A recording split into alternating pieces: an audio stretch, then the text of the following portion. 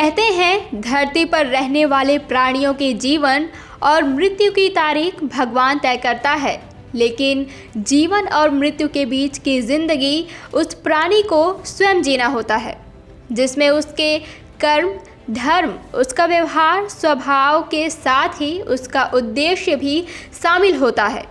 हर प्राणी की अपनी एक छवि होती है और उसके कर्म से उसकी पहचान बनती है। कोई पेट के लिए तो कोई पैसों के लिए अपने जीवन और मृत्यु के बीच के दूरी को तय करता है और एक दिन ईश्वर द्वारा तय तारीख और समय पर शरीर से प्राण को त्याग जाता है।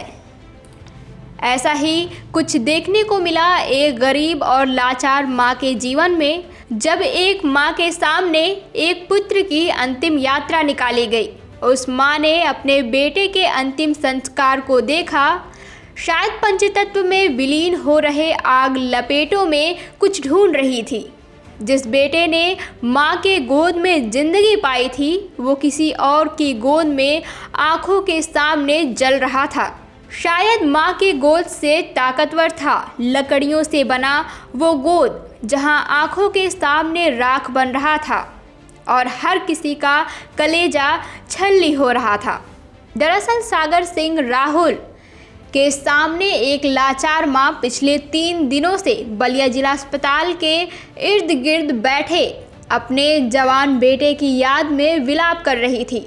सागर के मुताबिक लाचार माँ पोस्टमार्टम हाउस से अपने बेटे का शव निकालने का इंतजार कर रही थी। बहुत कोशिश के बाद भी इनसे कुछ जानकारी नहीं मिल सकी कि यह कौन है और कहाँ की हैं, कैसे इनके बेटे की मौत हुई।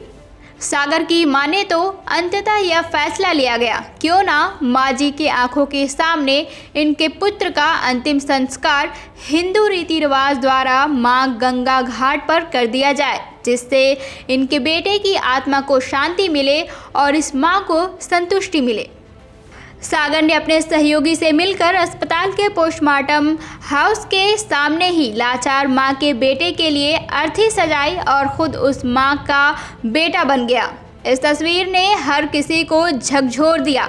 वहां मौजूद सागर के मित्रों ने इंसान के कर्म को भगवान माना और एक अनजान भाई के लिए 4 कंधों ने जन्म ले लिया, जिसका कोई नहीं था। वहां बहुतों ने उस लाचार मां का दर्द अपने कंधों पर ले लिया। माँ के सामने जो तस्वीर थी वो अनजानी थी, दर्द असहनीय थी और बेटे के अंतिम विदाई में उन अनजान कंधा देने वाले बेटों के बीच माँ थी। मुक्ति धाम पर दूर बैठकर देखती रही और वो सामने पंचतत्व में विलीन होता रहा।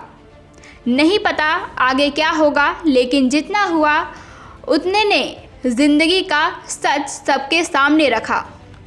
रात्रि करीब 10:30 बजे मुझे फ़ोन आया कि जिला अस्पताल के सामने एक वृद्ध महिला जो है वो रो रही है और उनसे बात करने पे कुछ पता नहीं चल पा रहा है कि वो क्या बोल रही हैं। उनके शब्द नहीं पहचान में आ रहे थे, तो मुझे बुलाया गया। मैं भी उनसे मिला, जानकारी लिया और अस्पताल से जानकारी लिया। तब पता चला कि इनका 18 से लेकर 19 साल का कोई जवान बच्चा है जो किन्हीं कारणवश मृत्यु हो गया, जिसका शरीर पोस्टमार्टम हाउस में रखा गया है।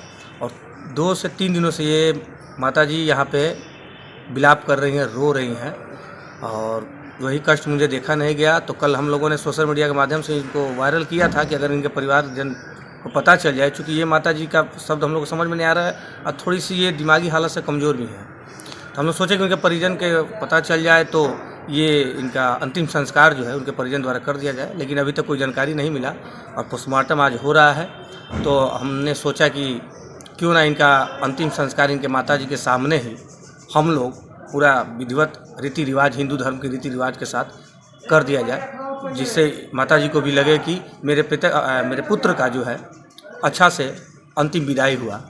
इसके वजह से हम लोग यहाँ पे जिला अस्पताल पे आए हैं। अभी सब हम लोग पोस्टमार्टम हाउस में से शरीर निकलेगा और ले जाएंगे। प्रशासन भी साथ में है। प्रशासन का अब चूँकि नंबर देकर गए थे, प्रशासन ने फ़ोन किया कि आप आइए और साथ में चलना है तो आप चलिए। प्रशासन के बीच में सहयोग मिला हमको। CIB इंडिया न्यूज़ की सभी खबरों को देखने के लिए लाल रंग की बटन को दबाकर चैनल को सब्सक्राइब जरूर करें, घंटी जरूर दबाएं ताकि हमारी सभी खबरों के नोटिफिकेशन आप तक पहुंचते रहें।